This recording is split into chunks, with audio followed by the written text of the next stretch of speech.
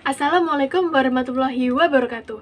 Salam, Om Swastiastu, Namo Buddhaya, salam kebajikan. Izinkan saya perwakilan dari kelompok 4 mata kuliah Bahasa Indonesia kelas 8 Universitas Jember tahun 2020 untuk membuka presentasi ini yang berjudul Analisis Kesalahan dalam Skripsi dengan judul Analisis Kesalahan Kalimat pada Kitab Undang-Undang Hukum Pidana Buku ke-1 oleh Maulana Iskandar Muda Universitas Jember, di mana dosen pengampu kami yaitu Ibu Dewi Angelina, SSMA. Sebelumnya, izinkan saya memperkenalkan anggota kelompok saya, yaitu yang pertama, saya Muhammad Rimani Rizky, NIM 1802 1020 4216. Nama saya Naza Oktaviani S, NIM 1902 1010 4088. 5 dengan NIM 190 210 104 099. Saya Nur Fitri Andriani dengan NIM 1902 1010 400. Saya Rahmalia Julfa, NIM 1902 101 04 111. saya Putra Agustin Widianti, NIM 1902 1010 4114. Saya Nurul Aulia Faradiza dengan NIM 190 210 104 116. Nama saya Nabila Marsaku Safitri, NIM 190 210 104 117. Nama saya Muhammad Royan Fanani dengan NIM 2008 1010 20 40. Pada presentasi kali ini, pokok bahasan yang akan dibahas yaitu yang pertama, penggunaan tanda baca, yang kedua, penggunaan huruf kapital, yang ketiga, kalimat efektif, yang keempat, penulisan gelar, yang kelima, kata baku. Penggunaan tanda baca, berdasarkan analisis kesalahan dalam skripsi ini. Penggunaan tanda titik.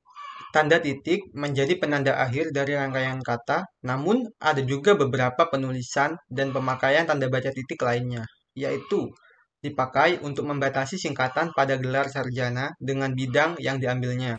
Contohnya yaitu Furoidatul Husniyah, S, M, PD, Dipakai dalam daftar pustaka sebagai pembatas antara keterangan yang satu dengan yang lainnya. Contohnya yaitu Sarwono, Jonathan, 2006, metode penelitian kuantitatif dan kualitatif, Yogyakarta, 2, Graha Ilmu. Penggunaan tanda koma.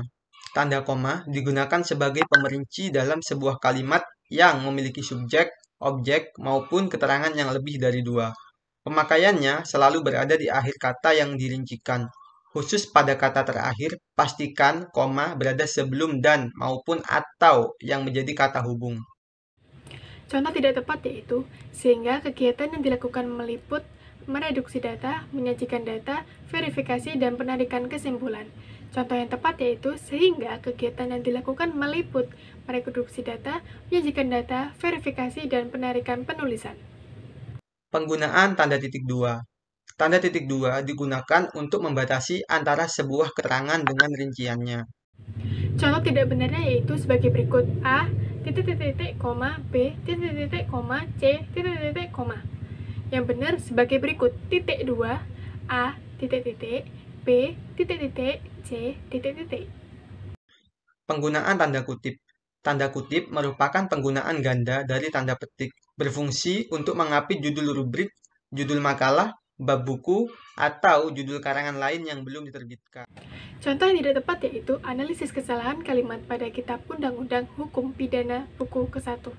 Yang benar, analisis kesalahan kalimat pada Kitab Undang Hukum Pidana Buku ke-1. Penggunaan huruf kapital. Pengertian dari huruf kapital sendiri adalah huruf yang berukuran dan berbentuk khusus, lebih besar dari huruf biasanya. Dan biasanya digunakan sebagai huruf pertama dari kata pertama dalam kalimat, huruf pertama, nama diri, dan sebagainya.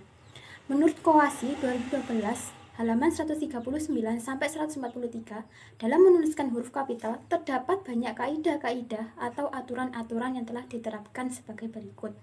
Yang pertama adalah sebagai huruf pertama pada awal kalimat. Contohnya pada hasil analisis yang kami lakukan yaitu kesalahan yang terjadi adalah hilangnya konjugasi atau kata penghubung, titik, kata. Pembenarannya adalah kesalahan yang terjadi adalah hilangnya konjugasi atau kata penghubung, titik, kata. K-nya itu harus huruf besar atau kapital. Yang kedua yaitu sebagai huruf pertama petikan langsung. Contohnya, tanda petik, setiap anak yang sedang memperoleh bahasa kedua dan bahasa kedua selalu, titik, tanda petik. Pembenarannya adalah Setiap anak yang sedang memperoleh bahasa kedua dan bahasa kedua selalu titik tanda petik. Pada huruf pertama tanda petik awal kalimat itu harus ada huruf kapital, menggunakan huruf kapital. Sebagai huruf pertama setiap unsur bentuk sempurna yang terdapat pada nama badan, lembaga pemerintah, dan ketenagakerjaan serta dokumen resmi. Contohnya seperti pengadilan negeri. Jadi pengadilan negeri adalah salah satu instansi lembaga warga negara pada negara. Jadi pengadilan huruf P-nya besar, negeri huruf N-nya besar. Setiap kalimat pada itu huruf kapital. Yang selanjutnya yaitu sebagai huruf pertama kata termasuk semua unsur kata ulang sempurna kecuali kata seperti di, ke, dari, dan yang untuk yang tidak terletak pada posisi awal. Contohnya seperti undang-undang. Jadi huruf awal kalimatnya undang-undang, huruf U-nya huruf kapital. Kalimat efektif. Nah, kalimat efektif tersendiri menurut Ahadiyah tahun 2003, kalimat efektif adalah kalimat yang benar dan jelas, yang akan dapat mudah dipahami dengan jelas oleh orang lain secara tepat. Dengan kata lain, jika suatu kalimat telah dapat menyampaikan maksud penulisan pembaca memahami maksud penulis, maka kalimat tersebut dapat dikatakan telah efektif.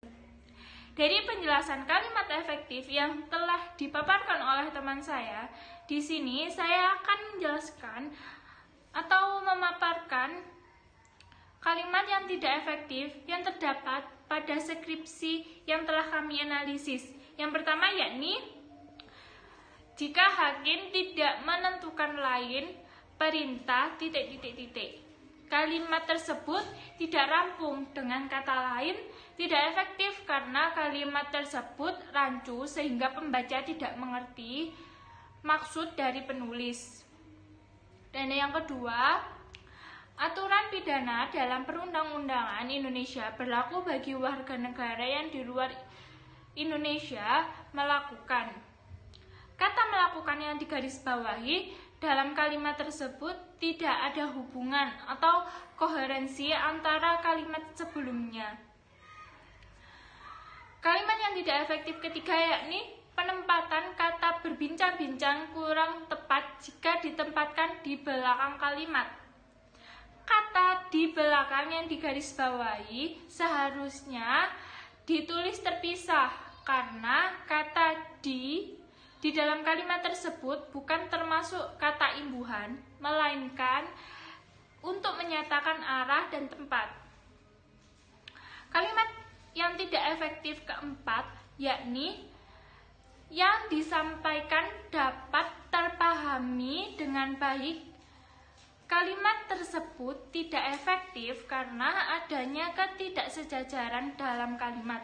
Penggunaan kata terpahami dapat diganti dengan dipahami. Penulisan gelar akademik dalam penulisan skripsi tersebut. Menurut Sugono tahun 2009, penggunaan tanda koma menurut aturan EYD digunakan di antara nama orang dan gelar akademik yang mengikutinya untuk membedakan dari singkatan nama diri, keluarga, ataupun marga. Misalnya, singkatan yang dipisahkan dengan tanda koma dari nama orang adalah singkatan gelar akademik, sedangkan jika tidak diberi tanda koma, maka singkatan itu diartikan sebagai singkatan nama orang. Kemudian kesalahan pada penulisan yang terjadi. Yang pertama, lembar pengesahan pada nama tim penguji bagian sekretaris tertulis Furoidatul Husniyah S.S.M.Pd. Dan lembar pengesahan pada nama tim penguji bagian ketua tertulis Anita Wijajanti S.S.M.Hum. Pembenaran penulisan pada kata bergaris bawah merupakan nama seseorang yang digabungkan dengan nama gelar akademik, dan penulisan itu salah. Seharusnya diberi tanda koma sebagai pemisah di antara nama orang dengan gelar akademik, sehingga pembaca bisa membedakan antara singkatan nama dengan singkatan gelar akademik. Jadi penulisan yang benar yaitu pada nama Furoidatul Husniyah, S.S.M.Pd. dan Anita Wijajanti, S.S.M. Hum. Penggunaan kata baku dan tidak baku. Kata baku merupakan sebuah kata yang digunakan sudah sesuai dengan pedoman atau kaidah bahasa yang sudah ditentukan. Dalam KBBI edisi keempat disebutkan, pengertian baku adalah pokok, utama, dan tolak ukur yang berlaku untuk kuantitas dan kualitas yang ditetapkan berdasarkan kesepakatan standar. Kata baku umumnya sering dipakai pada kalimat resmi atau ragam bahasa standar. Kata baku umumnya sering dipakai pada kalimat resmi atau ragam bahasa baku, baik itu melalui lisan maupun tulisan. Kata baku dalam bahasa Indonesia memiliki ciri-ciri sebagai berikut. Yang pertama, kata baku digunakan dalam situasi resmi, seperti surat menyurat dinas, undang-undangan, karangan ilmiah, laporan penelitian, dan lainnya. Yang kedua, kata baku menggunakan ketentuan-ketentuan yang berlaku dalam pedoman umum ejaan bahasa Indonesia. Yang ketiga, ragam baku memenuhi fungsi gramatikal seperti subjek, predikat, dan objek secara eksplisit dan lengkap. Jadi dapat disimpulkan bahwa kata baku adalah kata-kata yang lazim digunakan dalam situasi formal atau resmi yang penulisannya sesuai dengan kaidah-kaidah yang dibakukan. Baku tidaknya sebuah kata dapat dilihat dari segi lafal, ejaan, gramatikal, dan kenasionalan saat diucapkan atau ditulis. Suatu kata bisa disebut dengan kata tidak baku bila kata tersebut dipakai tidak sesuai dengan kaidah bahasa Indonesia. Ketidakbakuan suatu kata bukan hanya diakibatkan oleh salah penulisan saja, akan tetapi dapat juga disebabkan oleh pengucapan yang salah dan penyusunan suatu kalimat yang tidak benar. Contoh penggunaan kata baku dan tidak baku sesuai analisis kelompok kami. Adapun kalimat yang pertama yaitu pada bacaan sholawat serta salam, semoga selalu tercurahkan kepada junjungan Nabi besar Muhammad SAW. Sholawat merupakan bentuk tidak baku dari selawat. Menurut KBBI, selawat merupakan bentuk jamak dari salat yang berarti permohonan kepada Tuhan, doa kepada Allah untuk Nabi Muhammad SAW.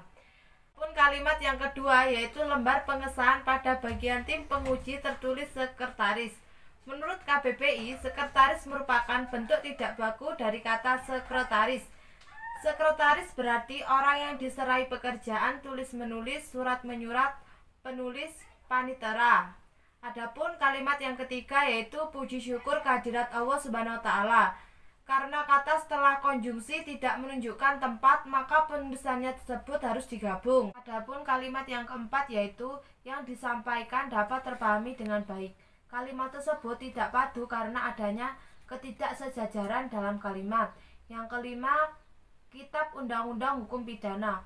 Huruf kapital dipakai sebagai huruf pertama semua kata, termasuk unsur-unsur bentuk ulang sempurna dalam nama negara, lembaga, badan, organisasi, atau dokumen. Adapun kalimat yang keenam yaitu kesatu menyebabkan kalimat menjadi mubazir.